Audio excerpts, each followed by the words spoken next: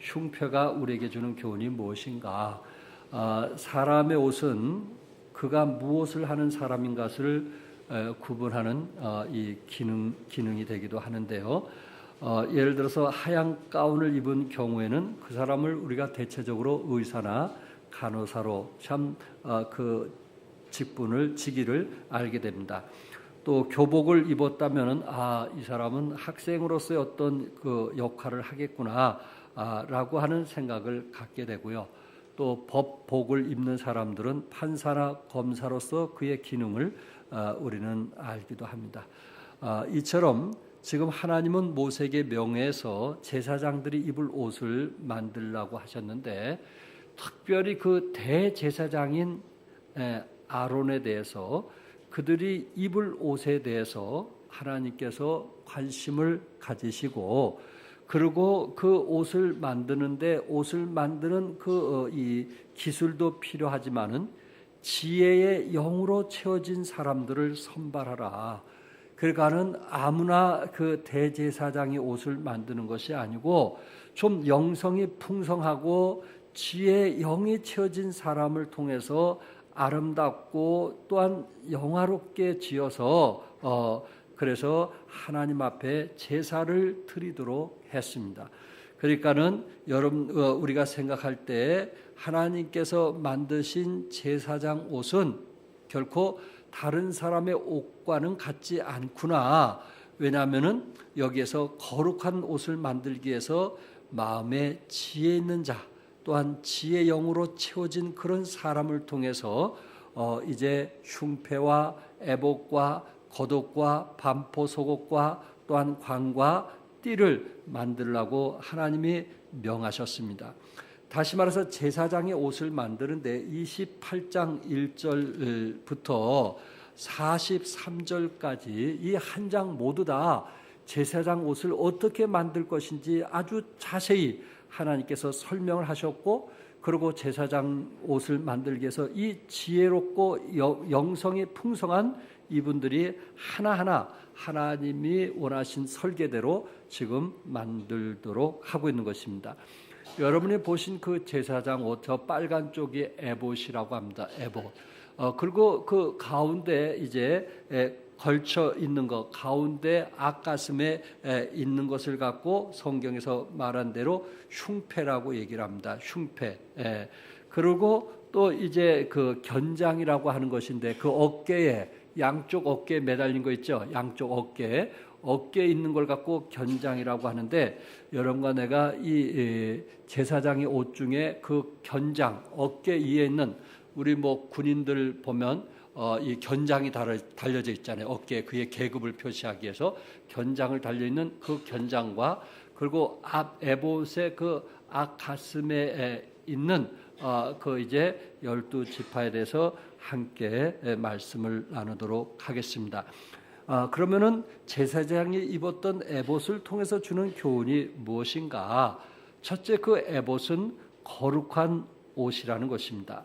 2절에 보니까 내 형 아론을 위하여 거룩한 옷을 지어 영화롭고 아름답게 할지니, 하나님께서 제사장들의 옷을 가리켜 무슨 옷이라고 그랬어요? 거룩한 옷이다. 그러니까 하나님께서 이 거룩한 옷을 만들기 위해서 영적으로 성령 충만하고 지혜 있는 사람들이 하나님의 그 뜻을 받들어서 짓도록 했던 그 이유는 그 옷 자체가 거룩한 옷이기 때문에 그렇습니다.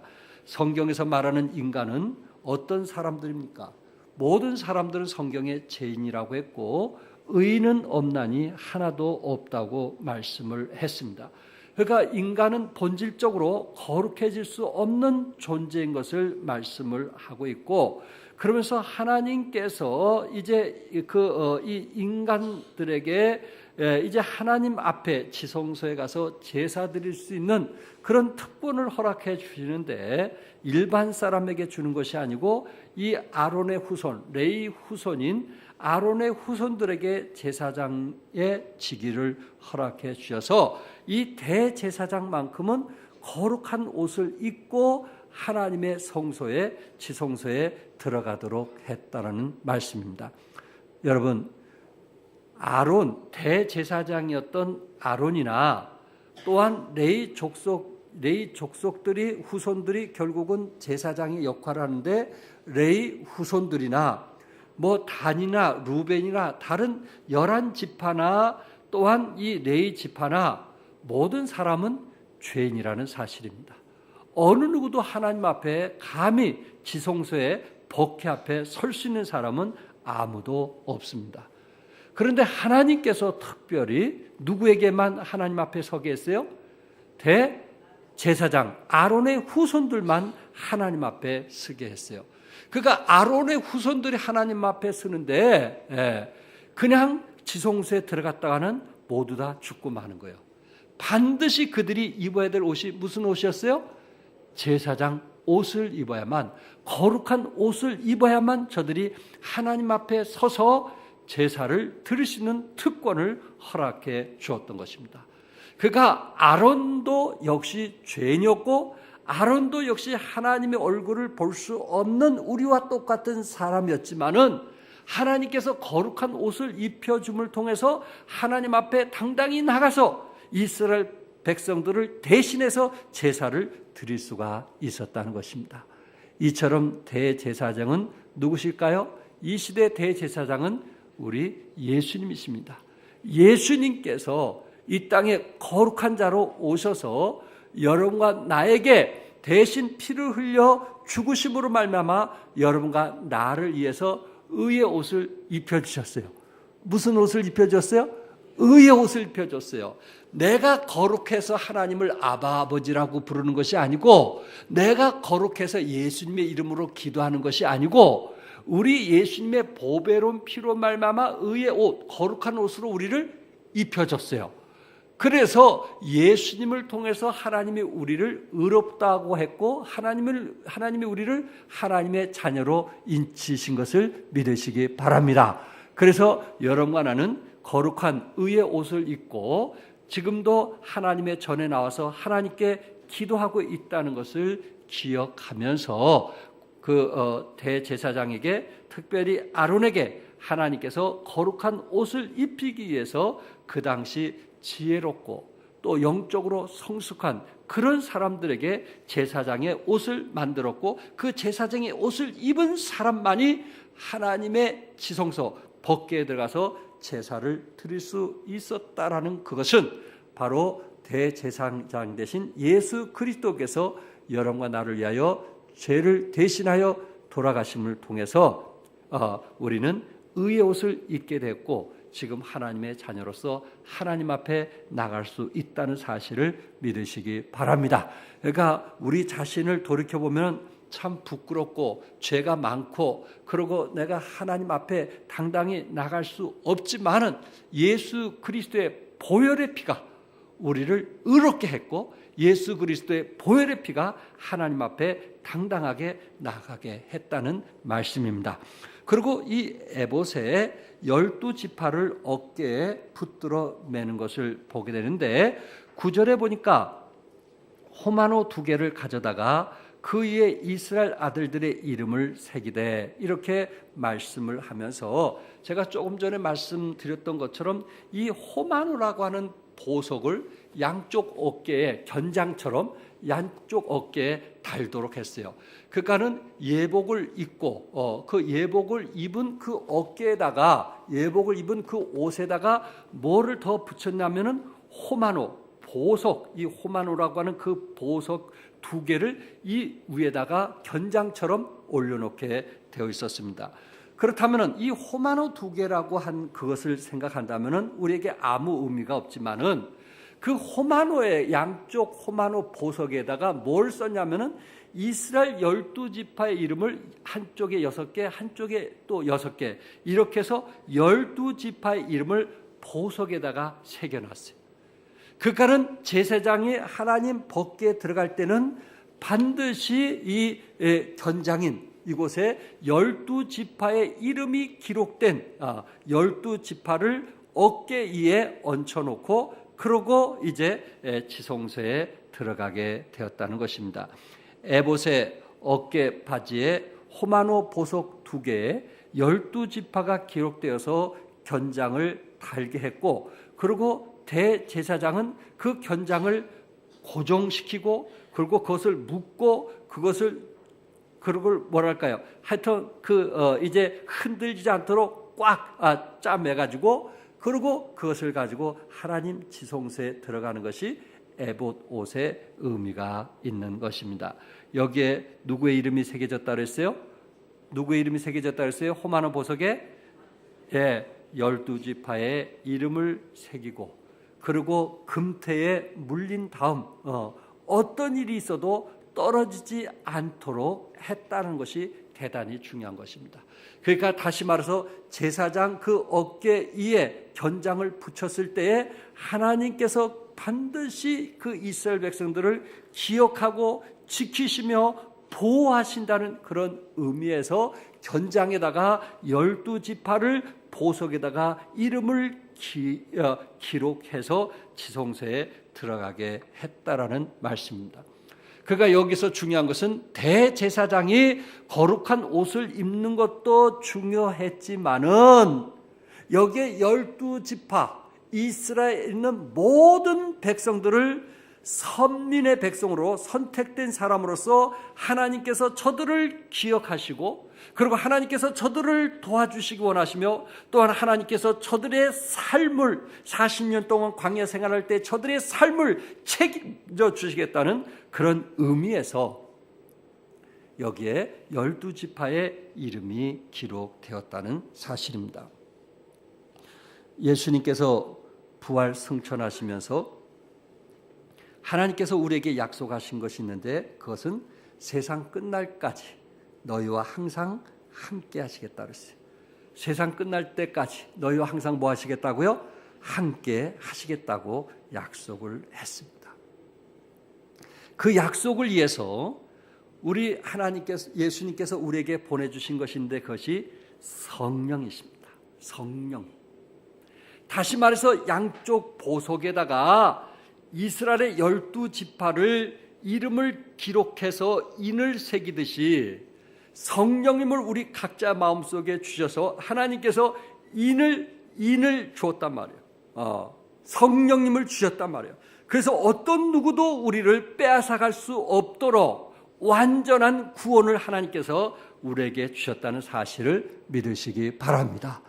보석에 12지파의 이름이 기록된 만큼, 어느 누구도 지울 수 없도록 만드는 만큼, 그리고 반드시 12지파의 이름이 기록되어졌을 때 지성소에 들어갈 수 있도록 했던 만큼, 하나님께서 우리에게 성령님을 통해서 우리에게 허락하여 주시고, 그리고 성령님의 인을 허락해 주셔서 하나님의 구원은 누구든지 뺏을 수 없도록 허락해 주었다는 것입니다.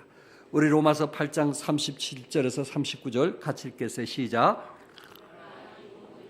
우리를 사랑하시는 이로 말미암아 우리가 넉넉히 이기니라. 내가 확신하노니 너는 생명이나 천사들이나 권세자들이나 현재일이나 장래일이나 능력이나 높음이나 깊음이나 다른 어떤 피조물이라도 우리를 우리 주 그리스도 예수 안에 있는 하나님의 사랑에서 끊을 수 없느니라. 아멘. 뭐 할 수 없다고요? 끊을 수 없다. 이 견장이 떨어지지 않도록 제사장이 그 지혜롭고 영성이 풍성한 사람에게 이 일을 맡겼던 것입니다. 그래서 이 호마노 보석의 12지파의 이름이 결코 떨어져서는 안 된다는 그 사실을 통해서 우리에게 주는 교훈이 무엇인가? 예수님께서 성령님을 통해서 우리에게 임박히게 하셨고, 그리고 예수님의 사랑, 하나님의 사랑에서 어느 누구도 끊을 수 없다라고 하는, 하나님께서 여러분을 사랑하고 관심을 갖고 지금도 도와주고 있다는 말씀입니다. 그리고 세 번째 교훈은 에봇을 입은 제사장에게 12지파의 운명이 달려 있다는 것입니다. 그러니까 12지파의 이스라엘 백성들의 운명은 결국 누구에게 달려 있어요? 제사장에게 달려 있다는 것입니다. 그러니까 대제사장이 하나님의 지성소에 들어가서 어떻게 제사를 드리냐에 따라서 이스라엘 백성들의 죄가 용서함을 받기도 하고, 그리고 저들이 평안하게 한 해를 보낼 수 있을 수 있지만, 또한 때로 지난주에 배웠던 것처럼 이 아론의 두 아들이 제사장으로서 제사를 드릴 때 하나님의 불을 가지고 제사를 드린 것이 아니고 자기네들이 생각하는 불을 가지고 제사를 드림으로써 제사장이 그 자리에서 죽고 마는 이런 아픔을 보게 됩니다. 그러니까 제사장이 어떻게 제사를 드리냐에 따라서 거기에 있는 12지파의 운명이 제사장에게 죽을 수도 있고 살 수도 있는, 한 해 동안 평탄한 삶을 살 수도 있고 그렇지도 못한 삶을 살 수 있는 것은 결국 누구에게 달려있냐면은 대제사장에게 달려있다 하는 것을 말씀을 하고 있습니다.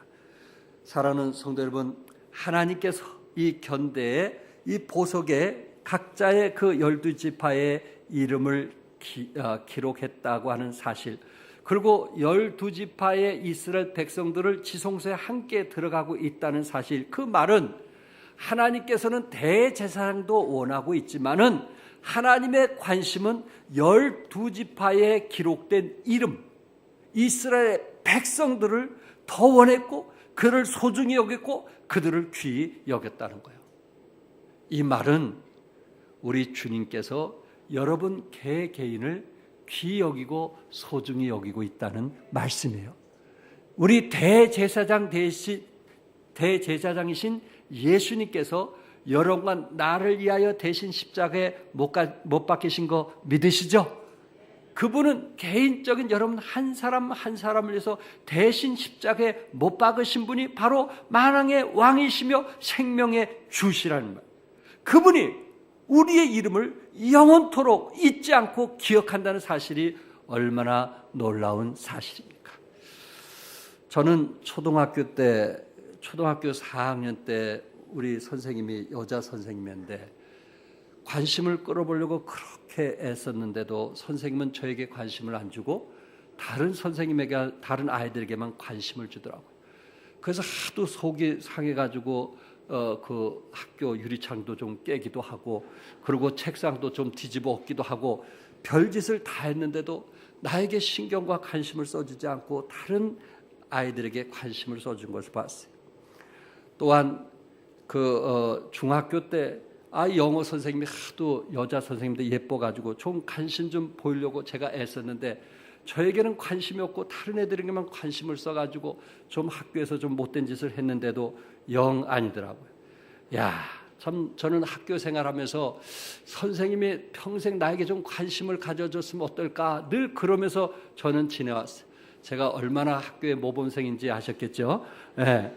그런데 선생님은 저에게 관심보다도 다른 아이들에게 관심을 가진 것을 보고 늘 마음에 상처가 있고 아픔이 있었던 사람 중에 한 사람입니다. 그러나 예수님을 알고 나서 그리스도 안에서 구원받고 하나님의 자녀가 된 후에 우리 주님이 나에 대해서 이렇게 관심이 많구나, 우리 주님이 나에 대해서 이렇게 소중하게 여기고 있구나, 저는 거기에 주님을 사랑하게 되었고 지금까지 주님을 위해서 헌신해 오게 되었습니다. 여러분, 우리의 이름을 기억해 준다는 것, 나를 알아준다는 것, 이보다 더 귀하고 감사할 일이 어디 있겠습니까? 바로 대제사장은 양쪽의 견장에 그 지파의 이름을 가지고 들어가는, 그러니까 하나님께서는 대제사장이 중요한 것이 아니고 그가 함께 했던 이스라엘 백성들을 하나님이 귀하게 여기신다는 사실입니다.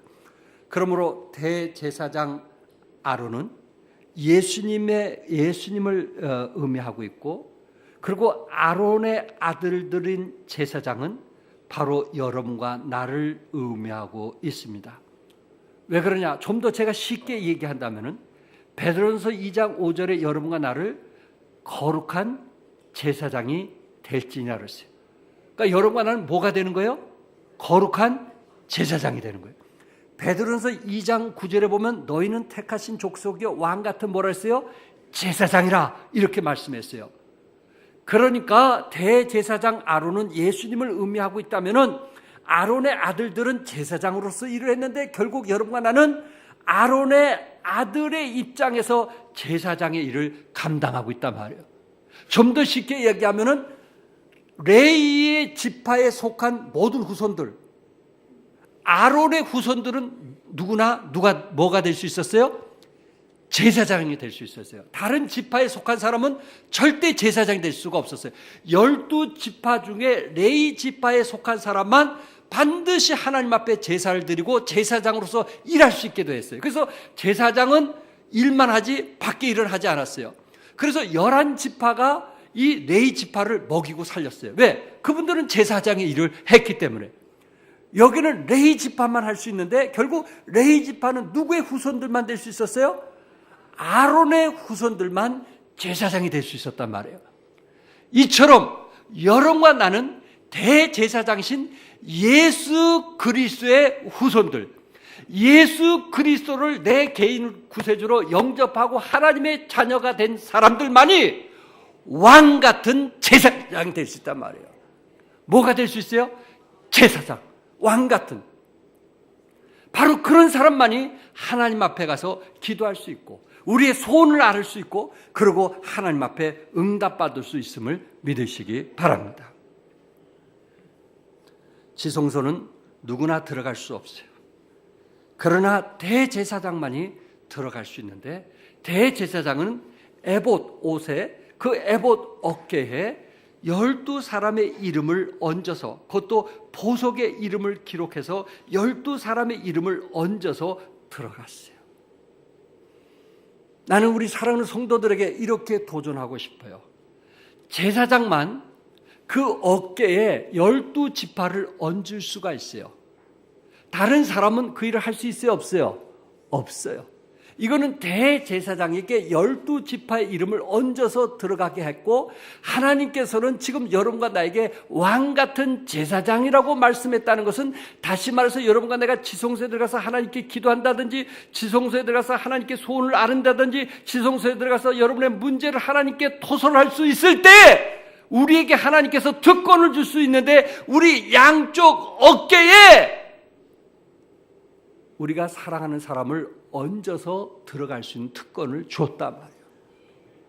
하나님은 내 기도도 응답하시지만은 하나님은 우리가 사랑했던 사람, 우리와 함께 했던 사람, 또한 우리에게 정말 하나님이 원했던 사람들을 양쪽 어깨에 얹혀서 하나님께 기도할 수 있는 사람들을 필요로 하고 있단 말이에요. 우리 하나님은 대제사장도 필요해요. 대제사장도 소중해요. 그러나 사실 하나님은 대제사장보다 더 값지고 소중한 것은 양쪽 어깨에 얹혀서 들어왔던 이스라엘 백성들을 더 소중하고 귀히 여긴 것처럼 어느 누가 하나님의 전에 올 때에 양쪽 어깨에 누구를 얹혀서 오느냐 그거를 보기를 원하시는 거예요. 때로 그것이 우리의 자녀가 될 수 있어요. 때로 그것이 우리 직장의 동료가 될 수 있어요. 때로 그런 사람들이 우리 주위에 정말 어려움을 당하고 고통을 당하고 또한 질병으로 고통당하는 그런 사람이 될 수 있어요. 여러분 중에 우리가 하나님의 전에 올 때 내 어깨에 얹혀서 오는 사람이 누구냐? 나 한 사람 겨우 오기도 바쁜 사람이냐? 그렇다면 과연 그 사람을 왕 같은 제사장이라고 말할 수 있겠는가? 반드시 제사장은 어깨에 얹혀서 와야 되는데 어깨에 12지파를 얹혀서 와야 되는데 나는 늘 마음속에 내 어깨에 얹혀서 오는 사람이 누군가 하는 것을 우리 자신들이 한번 살펴보자 말이에요. 우리 지금 주일학교 밑에서 하고 있어요. 주일학교 교사들은 항상 자기 어깨에 얹혀 올 사람들이 있을 거 아니에요.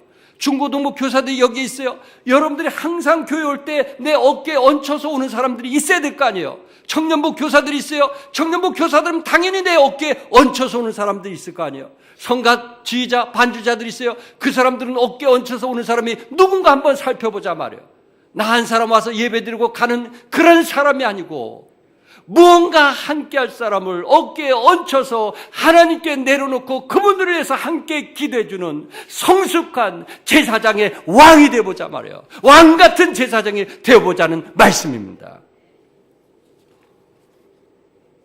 히브리서 9장 11절과 12절에 그리스도께서 장래 좋은 일에 대제사장으로 오사 손으로 짓지 아니한 것 곧 이 창조에 속하지 아니한 더 크고 온전한 장막으로 말미암아 염소와 송아지의 피로 아니하고 오직 자기 피로 영원한 속죄를 이루사 단번에 성소에 들어가셨느니라. 우리 주님은 자기의 피로 영원한 뭘 이뤘어요? 속죄를 이뤘어요. 그리고 단번에 성소에 들어가셨어요. 예수님은 대제사장이 되심을 믿으시기 바랍니다. 그리고 여러분과 나를 제사장으로서 이 땅에 살도록 하셨다는 사실을 믿으시기 바랍니다. 누가복음 15장 5절에 또 찾아낸즉 즐거워 어깨에 메고라고 했어요. 이스라엘에 있는 이 목동들은 양을 잃게 되었을 때 그 양을 찾아가지고 어디에 메어요? 어깨에 메고 오는 거예요. 어깨에 메고. 잃어버린 양을 찾게 됐을 때 어깨에 메고 오는 거예요. 여러분 양쪽 어깨에 참 주의 잃어버린 영혼들이 누가 있는가? 또한 양쪽 어깨에 참 믿음으로 살아야 되는데 혹시 상처와 아파하면서 힘들어하는 사람이 누구인가? 우리는 그것을 양쪽 어깨에 안고 주님 품 안에 함께 나올 수 있는 여러분과 내가 될 수 있기를 바랍니다. 두 번째는 흉패를 통해서 주는 교훈입니다. 이 흉패는 대제사장이 하나님을 만나러 갈 때 몸에 다는 것인데 에봇에 그 제사장이 입는 에봇의 앞가슴에 네모진 청 같은 것을 하나 붙이게 되어 있습니다. 그런데 그 네모진 청 같은 곳에 붙이는데 그것을 가지고 우리 성경에 보니까 판결 흉패라 이렇게 성경은 말씀했어요. 그걸 뭐라고요? 판결 흉패라. 그래서 15절에 넣는 판결 흉패를 에봇 짜는 방법으로 이렇게 말씀했는데 그 판결 흉패라고 했는데 그 판결 흉패는 앞가슴에 이제 차고 가는 건데 그 앞가슴에 이 보석을 위에서부터 세 개씩 해가지고 네 줄로 해서 12보석이 있게 돼 있어요. 그래서 첫째 줄은 홍보석, 항옥, 녹주옥이 있어가지고 그것은 수불론, 이사갈, 유다 지파를 말하고 있고 거기에 이름이 새겨져 있고 둘째 줄은 성류석, 남보석, 홍만호인데 갓, 시몬, 루벤 이렇게 각자 지파의 이름들이 새겨져 있습니다. 그런데 여기서 중요한 것은 이 홍보석, 우리가 알지 못하는 보석들의 전부 다 이 홍보석은 지금 뭐라냐면 루비를 말하고 있고 녹주옥은 이 붉은색 수정을 말하고 있고 홍만호는 다이아몬드를 말하고 있어요. 그러니까 이 12가지의 보석은 전부 다 귀하고 값지고 소중한 거예요. 무슨 말인지 아시겠죠? 그 보석 자체가 다 비싸고 귀하고 소중한 것이란 말이에요. 그래서 여기서 주는 교훈이 뭔지 아시죠? 왜 하나님께서 이렇게 가장 귀하고 비싼 보석으로 이 지파들의 이름을 기록했을까? 이렇게 생각해 볼 때 여기서 우리에게 주는 교훈이 무엇인가? 그것은 하나님께서 우리를 보실 때 보배로 보신다는 거예요. 하나님이 우리를 보실 때 보석같이 값진 것으로 보고 있다라는 것입니다. 하나님이 우리의 한 영혼 한 영혼을 볼 때에 보배처럼 귀하게 여기고 있다는 사실을 믿으시기 바랍니다. 혹시 우리 주에서 우리를 천대하고 업신여길지 모르지만은 하나님의 눈에는, 대제사장의 눈에는, 예수님 눈에는 우리 한 사람 한 사람이 보석처럼 귀하다는 거예요. 그래서 이 보석이 다 달라요. 그리고 보석이 다 색깔도 달라요. 그리고 보석의 모양이 다 달라요. 그러나 대제사장이 볼 때는 한 보석이에요. 하나 보석이에요. 색깔과 그리고 값어치와 그리고 크기가 다 다르지만 제사장이 안고 들어갈 때는 모두 다 하나로 보는 거예요. 이처럼 여러분 내가 보석처럼 귀해서 주님 앞에 우리가 찬양도 하고 또 헌신도 하고 봉사도 하고 각자 은사대로 하지만 하나님 보시기엔 다 하나인 것을 믿으시기 바랍니다. 우리에게 다 소중한 거예요. 어떤 사람은 이런 은사가 있으면 저런 은사가 없고 어떤 사람은 저런 은사가 있으면 이런 은사가 없는 거예요. 하나님은 그들의 은사대로 하나님은 귀하게 여기시고 그것 자체를 보석처럼 귀하게 여김을 믿으시기 바랍니다. 이사야 43장 4절 같이 한번 읽을까요? 시작. 내가 내 눈에 보배롭고 존귀하며 내가 너를 사랑하였은즉 내가 내 대신 사람들을 내어주며 백성들이 내 생명을 대신하리니 두려워하지 말라. 내가 너와 함께하여 내 자손을 동쪽에서부터 오게 하며 서쪽에서부터 너를 모을 것이며. 우리 하나님은 이스라엘 백성들이 흩어져 있을지라도 그 한 사람 한 사람들을 보배처럼 귀히 여긴다고 말씀했어요. 그래서 이스라엘 백성들을 흩으시고 그리고 2000년 동안 나라가 없게 했지만은 또한 모으게 하시는 분도 누구시라고요? 하나님이시라고 말씀했어요.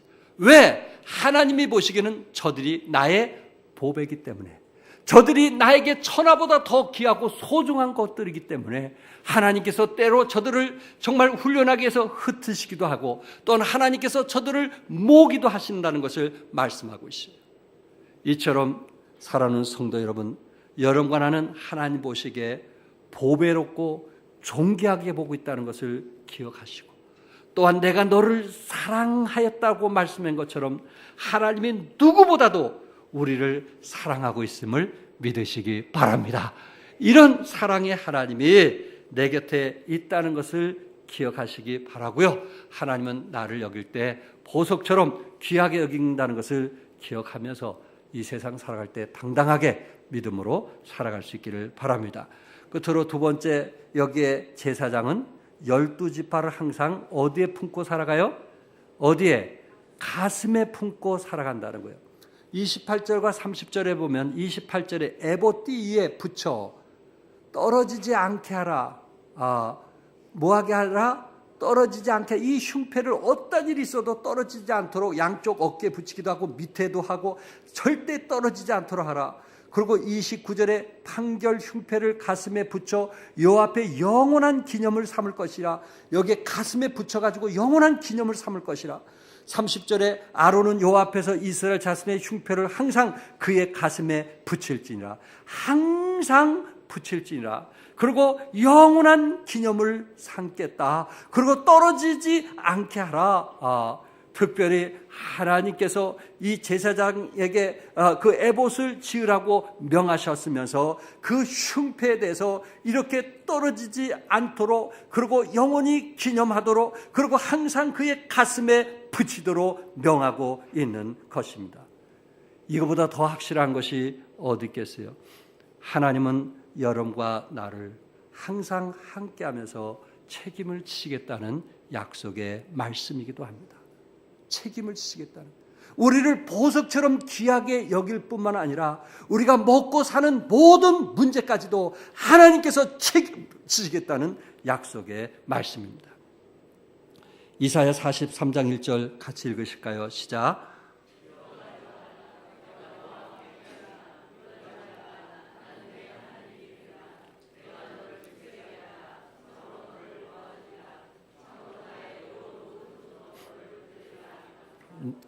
네, 그건 이사야 41장 10절인데 이사야 43장 1절에 보면 야곱아 너를 창조하신 여호와께서 지금 말씀하시니라. 이스라엘아 너를 지으신 이가 말씀하시니라 하면서 뭐라 말씀하세요?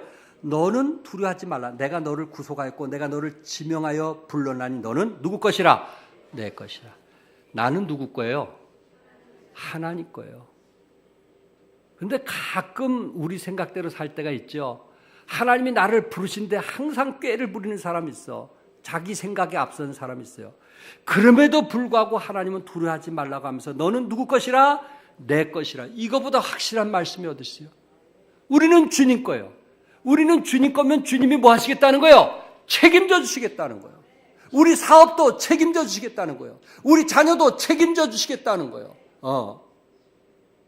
우리 부모님들의 건강도 하나님 뭐 해주시겠다는 거예요? 책임져 주시겠다는 거예요. 너는 내 것이라. 우리는 죽으나 사나 주의 영광을 위해서 살아갈 수 있기를 바랍니다. 왜? 주의 것이기 때문에. 또한 나의 의로운 오른손으로 너를 붙들리라. 어떤 일이 있어도 나는 너를 의로운 손으로 붙들리라. 이 말씀에 희망을 가지고 살아갈 수 있기를 바랍니다. 예수님께서 백성들의 죄를 위해서 주님이 어깨에 메고 십자가를 지고 죽으셨어요. 지금도 그 죄인들을 예수님은 가슴에 품고 계시고 하나님 보좌 바로 앞에서 우리를 위하여 날마다 순간마다 하나님께 간구하시는 분이 누군지 아시죠? 우리 예수님이에요. 사랑하는 성도 여러분, 우리 부모님들은 어떻습니까? 여러분들이 바깥에서 친구들하고 밥 먹을 때 자식 생각 안 나요?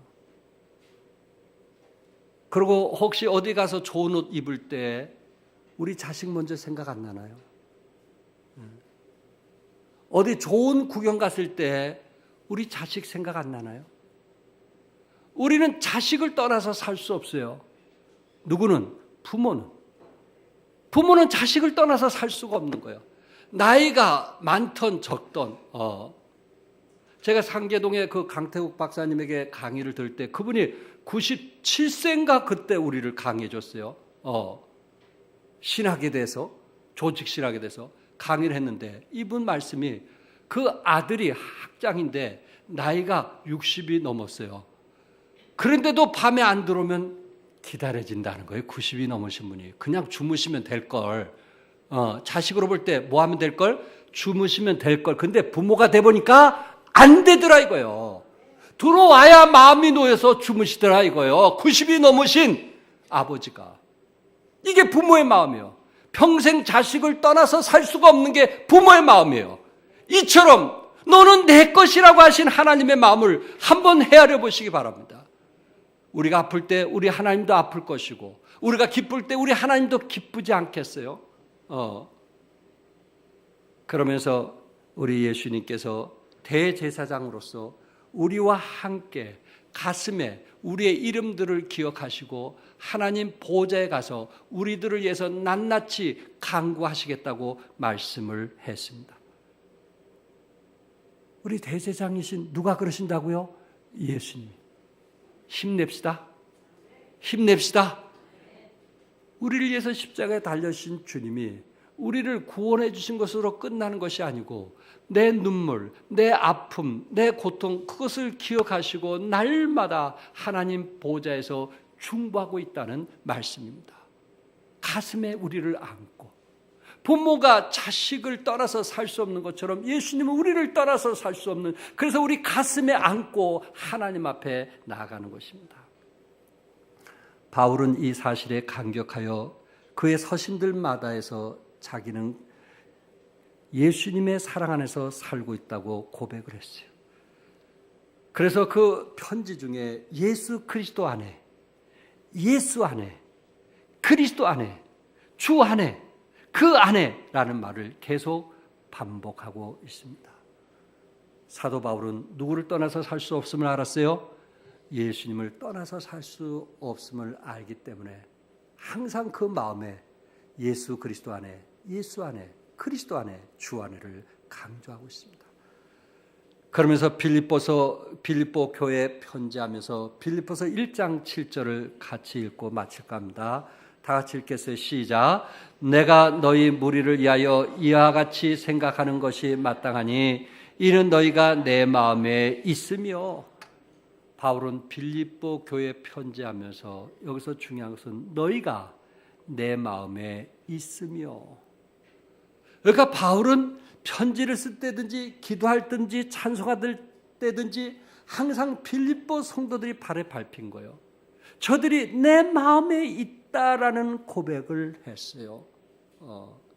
예수님께서 우리들을 가슴에 품고 내 마음에 있는 것을 가슴에 품고 하나님의 보좌 앞에서 간구했던 것처럼 이제 사도 바울도 빌립보에 있는 성도들이 내 마음에 있으며 이렇게 고백을 했더라 말이에요. 부모들이 어디를 가든지 자식들이 걸리고 무엇을 사든지 자식들이 걸리며 무엇을 먹든지 자식들이 걸리듯이 사도 바울은 무엇을 하든지 빌립보 성도들이 마음에 걸렸다는 말씀입니다. 가슴에 새겨져 있더라고요. 우리 가슴에 새겨진 사람 누구예요? 여러분 마음에 가슴에 안고 늘 하나님 전에 나가서 기도하는 사람이 누굴까요? 물론 내 주위에는 여러분들을 안고 중보 기도하는 사람을 나는 많이 보고 있어요. 그러나 전 성도들이 그렇게 해봤으면 어떨까? 여러분들이 나 한 사람 교회 놓은 것으로 만족하는 것이 아니고 내 가슴에 마음에 두고 나올 수 있는 사람, 그것이 내 구역원도 될 수 있고 내 친척도 될 수 있고 내 주위에 있는 사람도 될 수 있지만 이제는 나 한 사람이 대제사장으로서 만족할 것이 아니고 내 가슴에 마음에 새기고 안고 오는 사람, 그래서 그들을 위해서 하나님 보좌 앞에 간절히 기도할 수 있는 이런 대제사장이 되어보자는 말씀이에요. 사랑하는 성도 여러분, 내 마음에 안고 오는 사람이 누굴까요? 저는 우리 새벽 기도하는 사람들이 마음에 안고 오는 사람들을 위해서 부르짖는 모습을 저는 듣고 있습니다. 여러분들을 위해서 부르짖는 것을 보았고,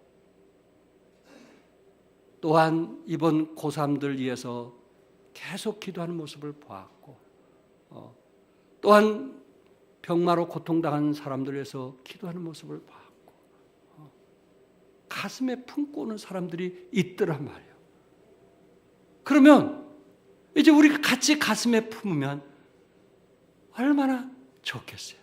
하나님께서 우리를 왕 같은 제사장으로 허락해 주신 것은 가슴에 품도록 하기 위해서 주신 것이 아니겠는가? 왜 하나님께서 아론의 제사장에게 가슴에 왜 12지파를 그렇게 보석에다가 이름을 심어가지고 그 지성소에 들어갈 때 하겠을까? 거기서 주는 교훈이 무엇인가? 그렇다면 우리가 왕 같은 제사장이라면 이제 나 자신만 아니고 우리도 좀 가슴에 품는 사람을 가지고 주님 전에 나가자. 그럴 때 그들이 정말 잘 되고 형통하고 건강하고, 그리고 오늘보다 내일이 더 나아진 삶을 통해서 우리가 웃음을 지으면서 기뻐할 수 있는 그런 성숙한 하나님의 사람이 되어보자. 그것이 하나님이 기뻐하시는 제사장이라고 저는 믿습니다. 여러분과 내가 그렇게 살기를 주님의 이름으로 축복합니다. 우리 시간 다 같이 기도하겠습니다.